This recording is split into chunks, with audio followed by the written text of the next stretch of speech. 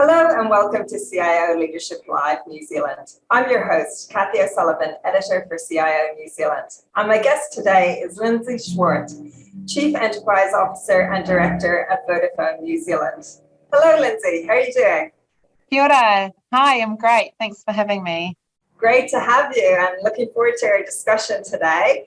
And so to kick things off, can you tell us a little bit more about your role and what your team at Vodafone does?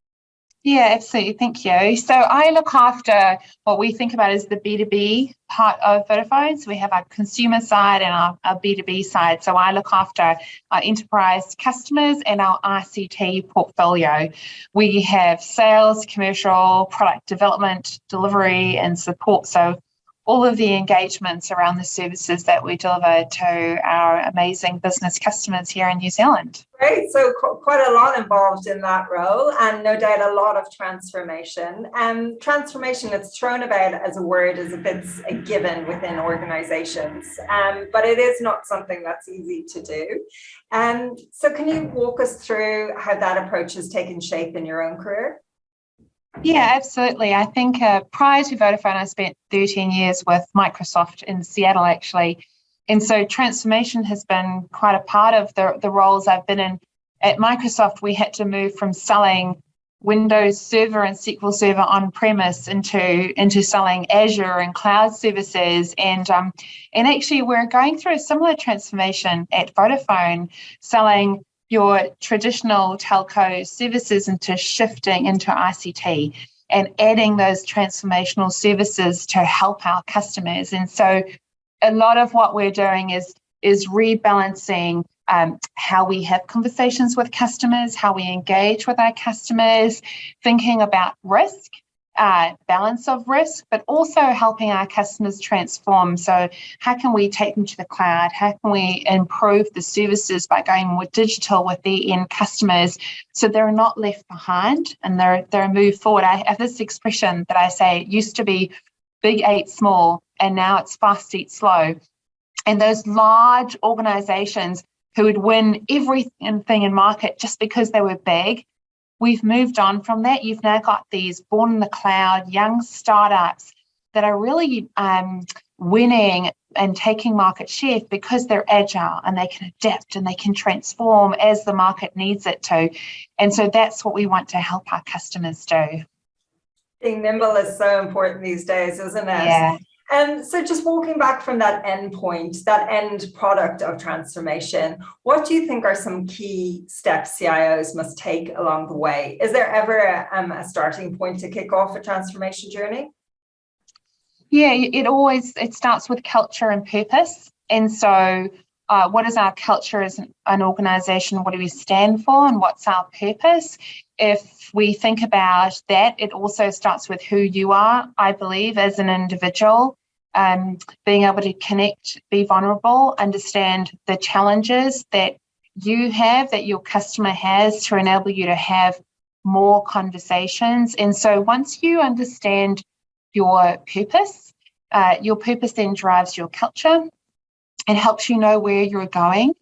And then you can start thinking about prioritization and changes and leadership models and programs that you have in place. But I truly believe culture and purpose is really what connects us. It connects us to our customers. It connects us to improving lives for New Zealanders across the country. And if you start with that, you can generally move your way forward. And then roadblocks often come up in any transformation. So what do you think are some of the kind of common challenges and things to avoid along the way? Yeah, it's true. They're often roadblocks. And I think the reality is you will always get roadblocks and you'll need to work your way around them. But I think what we found works over the years is you need to agree to prioritize and you need to agree to stop doing certain elements so you can really focus on some parts of the business and do those parts of the business really well. So narrow your scope and be clear on your direction. And what we found is we shrunk our products and services. We had hundreds of services, and we shrunk them all down. But our focus was to deliver those handful of services with amazing customer experiences.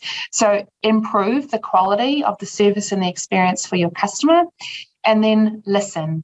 And that's the other really important part, is that we make assumptions for what we think our internal or external stakeholders want from us, and you barrel forward with that, and often it's not really the right answer. And so stopping and listening and learning, I don't think we do enough of that as an industry to really understand what are we bringing to market, or how are we engaging, and is it serving your need for what you want.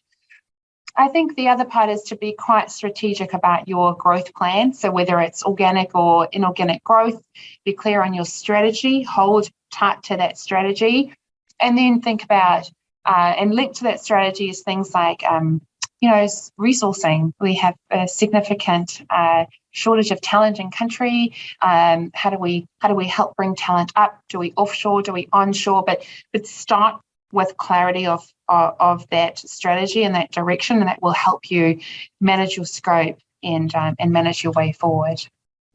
Great. So then, thinking about transformation, do you view it as a project with something that has a deadline and an end date, or do you think that transformation is now something that's just it's ongoing within a business? I think we'll continue to evolve with our customers' needs and market demands, and we'll continue to evolve with technology and how technology moves. And it's an interesting question, because if you ask anyone that over the last couple of years, it's not just technology, but it's our circumstances, whether it's COVID, it's lockdown, it's global supply chain challenges, it's all these other issues that we see. You've got to continue to adapt and transform. And so it'll just become part of life, part of who we are and how we move forward. So you can be small and nimble and fit and continue to change and take market share. So then, as Chief Enterprise Officer, in what ways do you collaborate and influence the leadership team at Vodafone New Zealand? Our team tends to be the voice of the customer. Our engagement, every day we're talking to customers, we're meeting with customers, we're delivering on projects. And so it kind of it keeps it real. It holds things true. And we're able to continue to bring that voice of the customer into our enterprise team. In fact, every Wednesday at the exec meeting, I bring in a customer, and the customer talks about their experience with Vodafone, as well as the industry that they're in, the shifts in that industry, where the market is moving. And it just gives you that whole different perspective. And again, keeps it real, so you know what's going on in the market. From an enterprise and ICT perspective, we're the growth engine of the company. And so as a key stakeholder, we'll continue to influence the strategy of the way forward. But again, it's that connection to the customer. It's that listening and learning to help move the business forward. How great that you're bringing your customers into those meetings and getting that feedback right from the horse's mouth, so to speak. Yeah, that's wonderful. So then if I can flip it from what you're doing externally with your customers to thinking about your internal culture, how are you creating that culture to really help people grow and thrive in their roles? So within our organisation, I mentioned we focus on culture in our team, but we've been a bit more specific and a bit more purposeful as we think about culture. We have run a program where we're starting to introduce this concept of empathy and compassion. And I got all of my leadership and managers to read a book by Brian Stevenson called Just Mercy, and it's about the US judicial system. And I say to people, there's a movie now if you don't want to read the book, which makes it easy. But it talks about leading with empathy and compassion, and it's about listening and understanding other perspectives before you make judgment. It also talks about proximity, and being close to the problem enables you to solve the issue. A beautiful example of this is Air New Zealand last week that announced that they were moving their head offices to the airport. That is a great example of proximity and the criticality of being close to the team that's delivering to the customer, so you understand the relevance, the challenges, the successes, etc. And so for us, introducing this concept of empathy and compassion has been really, really important. We also have a very strong cultural development program with Te Kā and Kāwai. We also have strategic partnerships around the country with Ngāi Tahu and various internal, external development programs, as well as bringing in some grads into our tech, our ICT team to really try and elevate and increase our young technical teams that move through our business. Well, great to hear that you're doing some practical things there to really connect with a wide variety of people. Why do you think we don't have enough diversity in IT roles in New Zealand? And what other practical things do you think CIOs can do to better reflect the country that we live in? Yeah, I think I'm so often asked this question, and I think a lot of it is around visibility of women in tech and engineering. I did an engineering degree, and there's no one else that looked like me doing an engineering degree at that time. And so well, thank you for hosting women and having these conversations, because the more visible we are, the more people can see that women can move into technical engineering leadership roles, and then continue to push and run programs. We have a program through Vodacom in South Africa, actually, called Code Like a Girl. And so introducing young girls into STEM, we're actually partnering with Ngāi Tahu and BNZ Bank to run that program through schools across New Zealand. And so I think it's these types of collaborations where you come together with community groups and you come together with corporates and you say, right,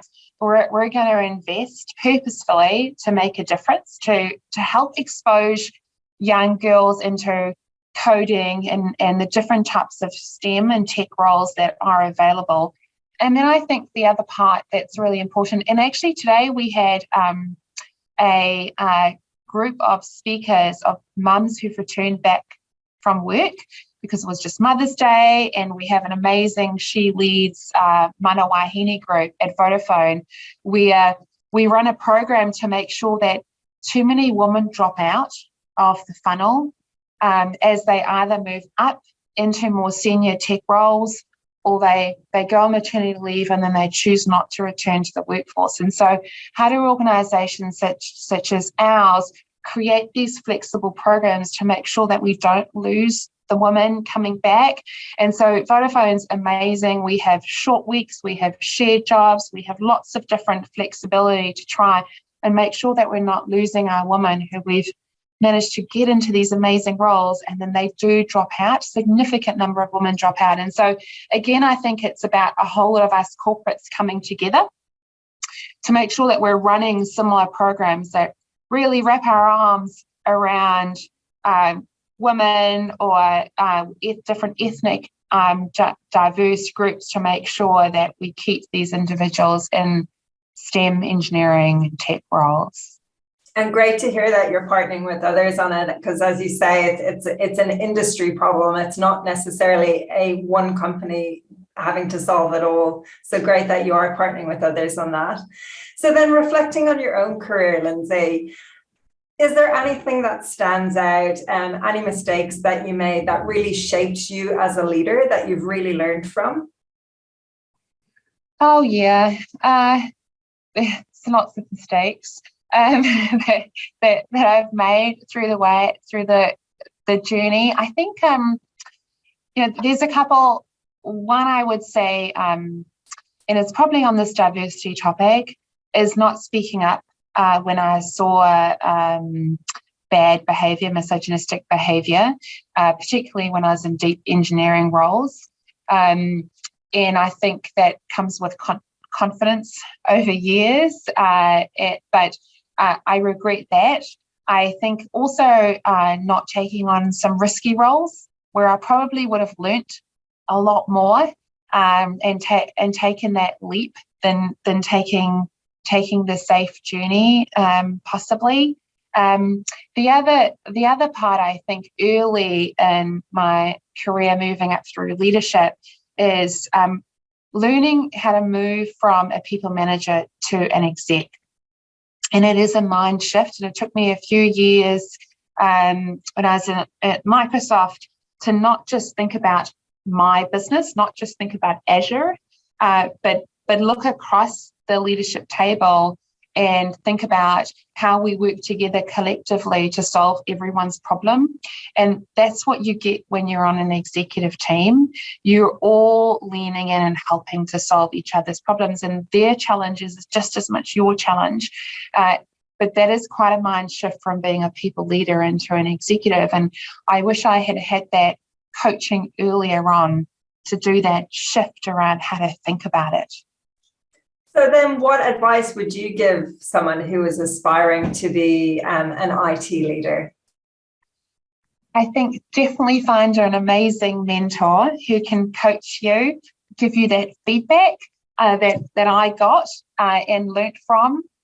And part of that feedback, I think one of the amazing things one of my mentors said to me was, because I was a new mum and I was trying to figure out my work-life balance, and he said to me, no one gives you work-life balance. Work-life balance is there for you to take, and there will continue to be work given to you as long as you continue to take it. And you need to say, actually, my cup is full.